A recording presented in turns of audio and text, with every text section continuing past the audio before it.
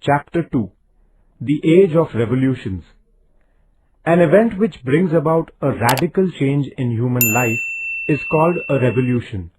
The American War of Independence, the French Revolution, and the Industrial Revolution were events that brought about such changes. The 18th century in which these events took place is therefore known as the Age of Revolutions. We shall briefly study these three events in this lesson.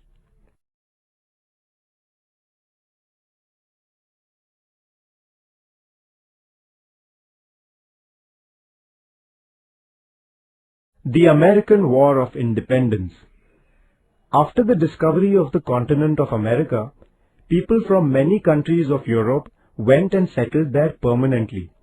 The British founded 13 colonies in North America between 1607 AD and 1733 AD. England's policy about the colonies. The government of England began to administer these colonies in North America. The rulers of England expected the colonies to sell their grains, tobacco, sugar, etc. to England. The colonies in America were forbidden to produce any goods which could compete with the British goods. England levied duties in the colonies on goods such as tea and sugar.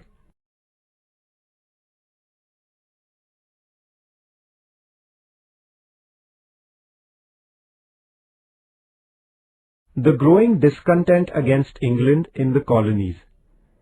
The colonists desired to get rid of the burdensome restrictions imposed on them by England. They united under the leadership of George Washington and Thomas Jefferson and revolted against England.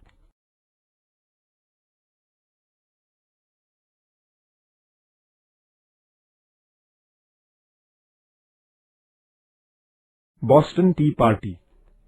The colonists demanded that England should remove all restrictions imposed on them and allow them to govern their colonies on their own. England refused to grant these demands. The colonists, therefore, boycotted British goods. Some colonists threw away tea chests from the English ships into the sea. This incident is known as the Boston Tea Party. No representation, no taxes.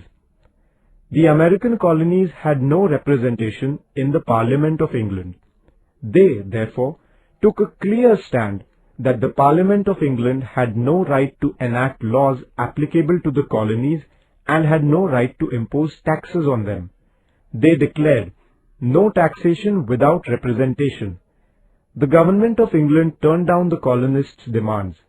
This led to a war between England on the one hand and the colonies on the other.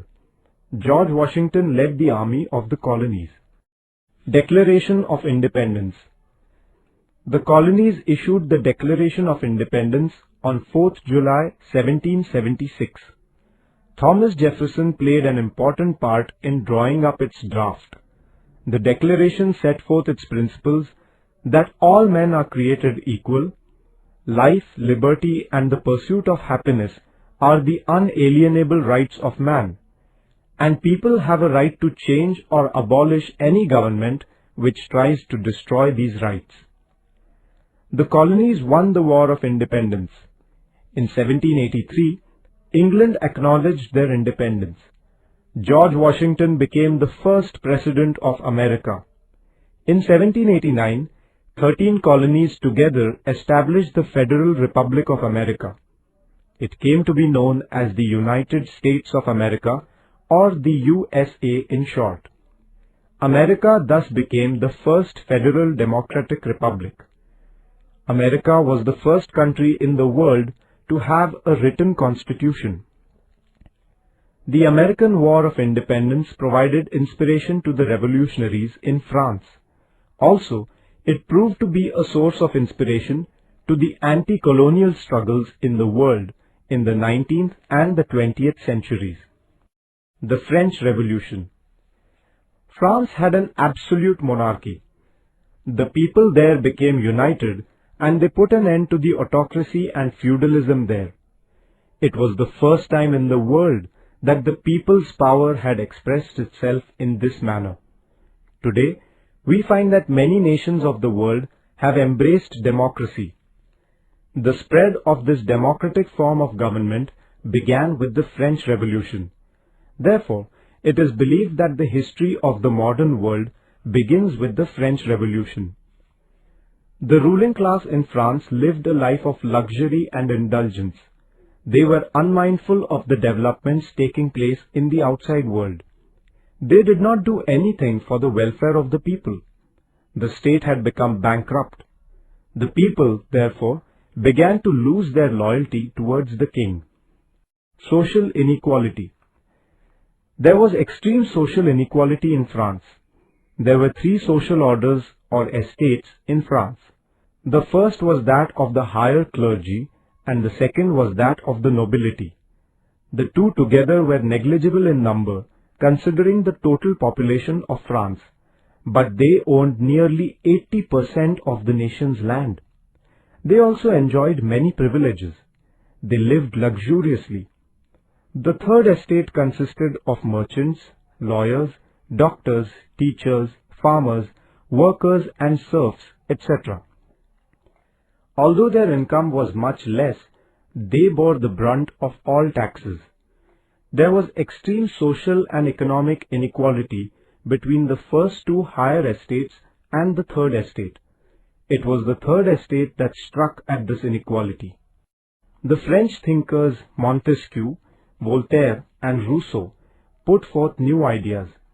Montesquieu put forth the theory of the separation of the powers, according to which the three components of the government machinery, the legislative, the executive and the judiciary, should be independent of one another.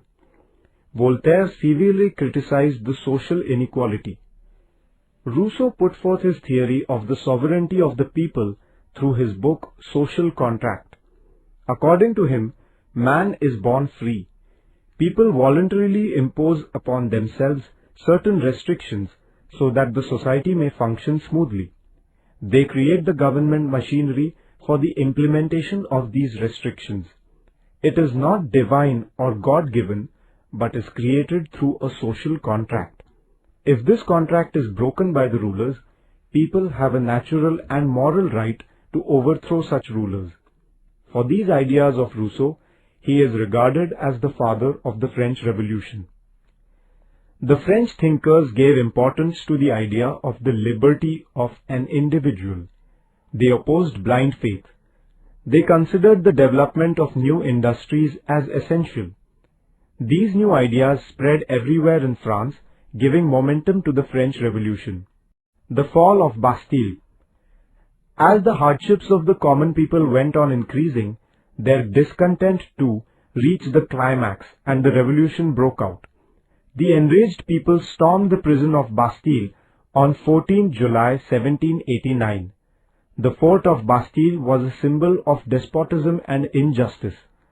The storming of the Bastille was a severe blow that the common people dealt to the autocratic rulers. The Declaration of Human Rights. The revolutionaries issued the Declaration of the Rights of Man.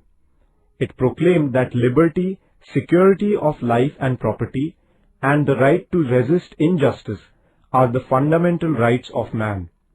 The furious masses overthrew the feudal system in France. Louis XVI, the King of France, was beheaded and people established their rule. The French Revolution gave the world the valuable principles of liberty, equality and fraternity. It established the principle of people's sovereignty.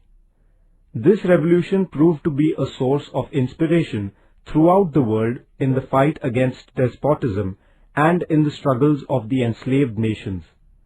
Therefore, the French Revolution is regarded as a very important event in the history of man.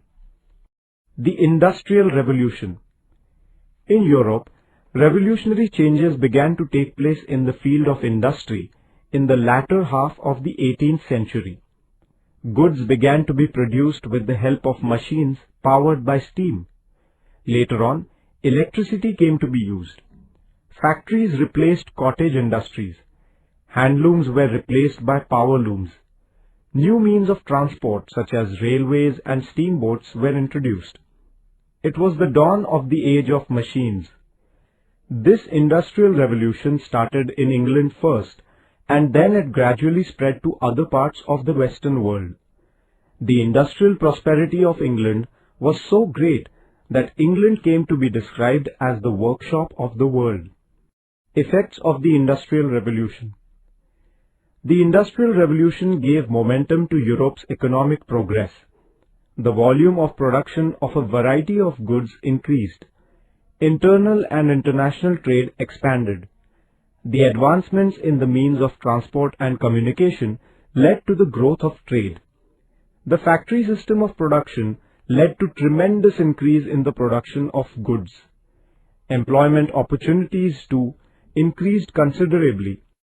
This, in its turn, led to an increase in the purchasing power of the common people.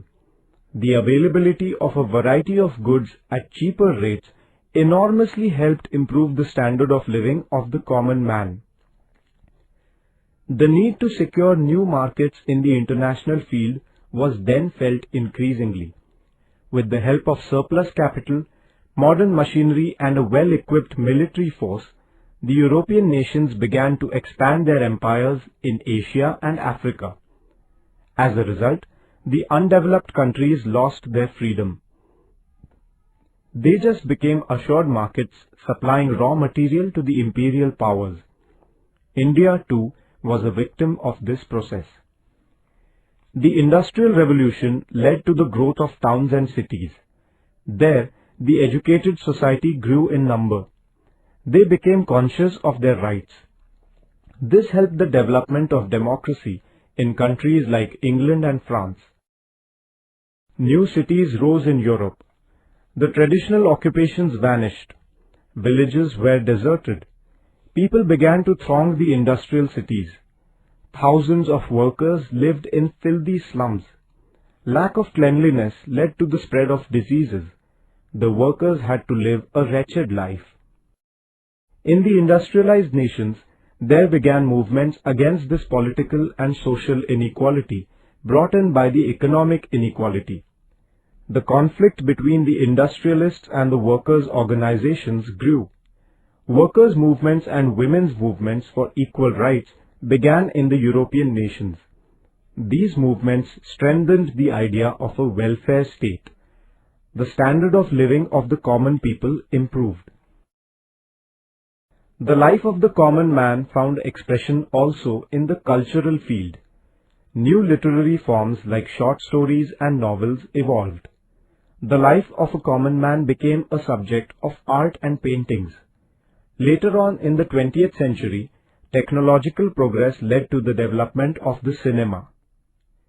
The joint family system began to decline. Traditionalism and blind faith began to lose their sway. It helped the spread of rationalism. But at the same time, wealth became the measure of man's success. Man became materialistic in his outlook. Human life became mechanical.